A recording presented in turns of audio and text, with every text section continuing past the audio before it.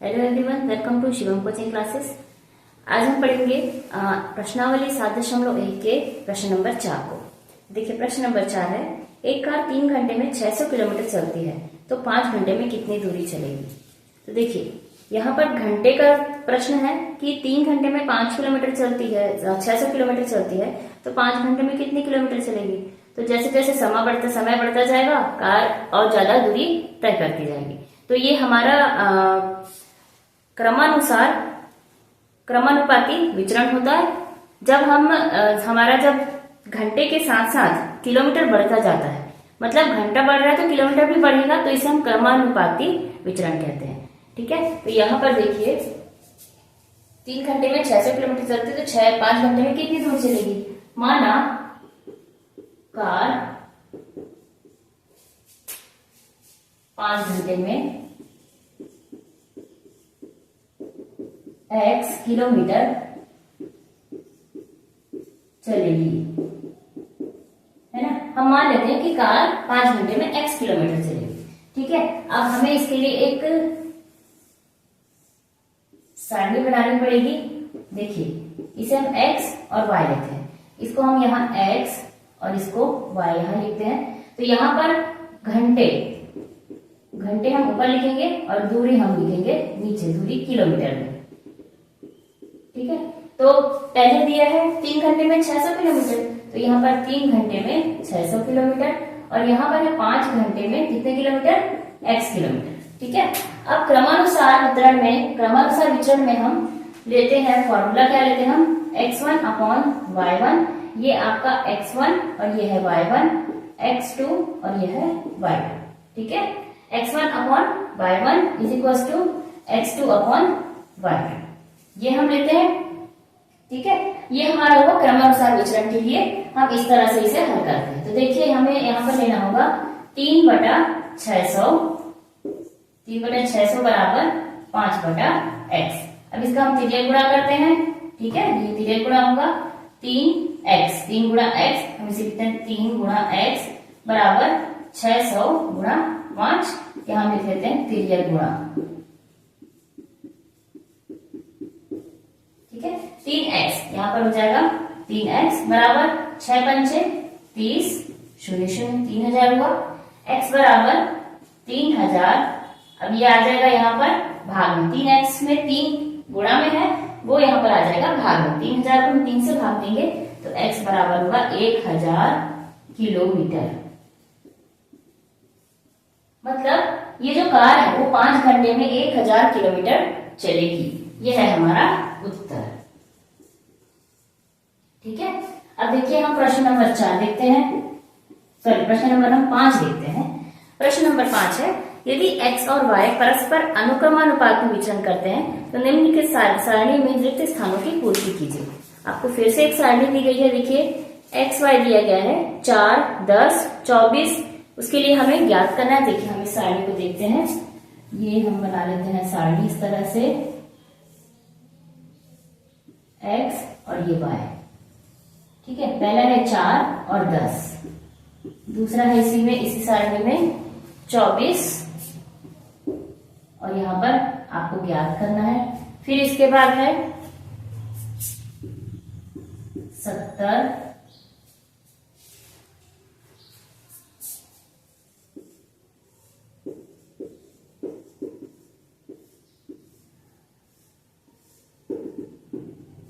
अब इस सारणी में देखिए हम हल करते हैं। यहाँ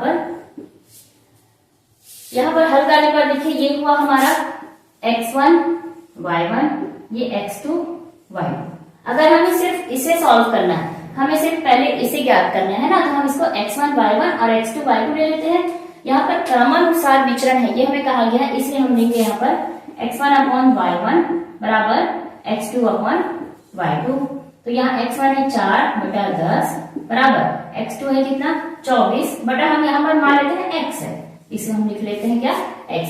ये x1 y1 और x2 और y2 ये हमारा एक फॉर्मूला है, इसको हम क्रमानुसार विचरण में यूज करते हैं। क्रमानुसार विचरण के लिए ये उपयोग होता है। ठीक है, और ये जो हमने x माना है, ये हमने जो हमें अज्ञात राशि है उसके लिए हम यहाँ पर x लेते हैं। ठीक है, अब यहाँ पर हम तिर्यक गुणा करेंगे, तिर्यक गुणा करने पर ये 4 गुणा x हो जाएगा बराबर 24 गुणा 10। अब देखिए 4 गुणा x है तो ये 4 फिर से यहाँ पर भाग में आएगा, तो हम इसे सीधे सीधे ले जाते हैं। हम इसे हल करने की बजाय सीधे सीधे यहाँ पर इसको भाग में ले आते हैं। 4 एकम 4, 4 छक्का 24, 6 दहम 60। तो यहाँ पर x बराबर आ गया कितना 60।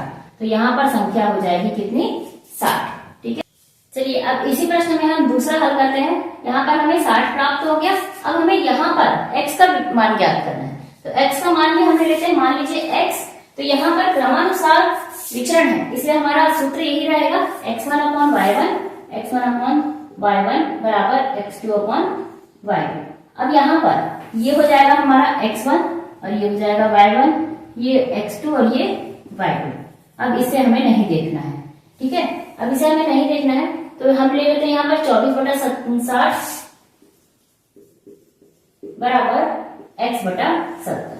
हम यहाँ पर 24/60 को लेकर हल कर रहे हैं, हम 4/10 को लेकर भी हल कर सकते हैं। ठीक है, x1 y1 हम 4/10, मतलब हम इसको छोड़कर इसे और इसे लेकर भी हल कर सकते हैं। मैं आपको वैसे भी एक सवाल हल करके दिखाऊंगी। ठीक है, 24 गुणा 70 बराबर 60 गुणा x। यहाँ पर हुआ तिर्यक गुणा करने पर हमें इस तरह से प्राप्त हुआ। अब 24 गुणा 70 को हम गुणा करने की बजाय अगर सीधे हल कर दें तो ये 60 जो है इधर आ जाएगा, ट्रांसफर होकर स्थानांतरित होके। तो अब ये हल हो सकता है आसानी से। देखिए 0 0 कट हो गया। अब यहाँ 6 एकम 6, 6 चौक 24, 4 और 7 बचा, 7 चौक 28 बराबर x। तो x का मान आ गया कितना यहाँ पर 28। अब देखिए नंबर 3, तीसरे में देखिए आप अगर इसको x1 y1 ले लेते हैं, x1 अपॉन y1 बराबर x2 अपॉन y2।